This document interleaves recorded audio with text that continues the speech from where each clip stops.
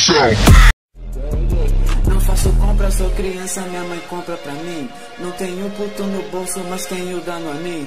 Eu trolo tua ranqueada e tu fica putinho. E depois eu falo que a tua mãe deu pra mim. Pau pequeno, mas eu falo que é grande. Passo o dia jogando e tomando refrigerante. Bato bronha, não sai nada, só sai água colante. No colégio eu sou um bosta, sofro bullying constante. Mas na internet eu sou pica assim, pau de alecrim, vem em mim. Pau gigante tipo exame chunin. Tipo assim, te reporto sim, no dislike sim. Se você falar uma bosta eu crio 10 conta fake e comento. Não posso ter zap, pois minha mãe brigou comigo. No grupo do zap tinha porno do Cirilo. Eu falei pro Claudinho me mandar só no privado, mas ele mandou no grupo e os moleques spamaram. Na foto de perfil sempre tem foto de anime. Eu só comento merda, chego a cometer crime. Teve um dia que eu chamei um cara de macaco bola. Eu reporto as postagens enquanto os malucos choram. Mas eu pego várias mini, troco os nude top.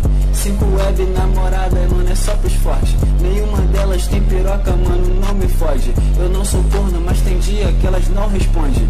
Sou criança, pau de prancha, tipo igual uma lancha. Bigodudo, pau peludo, dá pra fazer franja.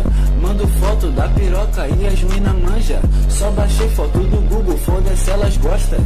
E se tu fala merda, eu chamo de bicha. Vou reportar se tu trollar, só cala a boca, bicha.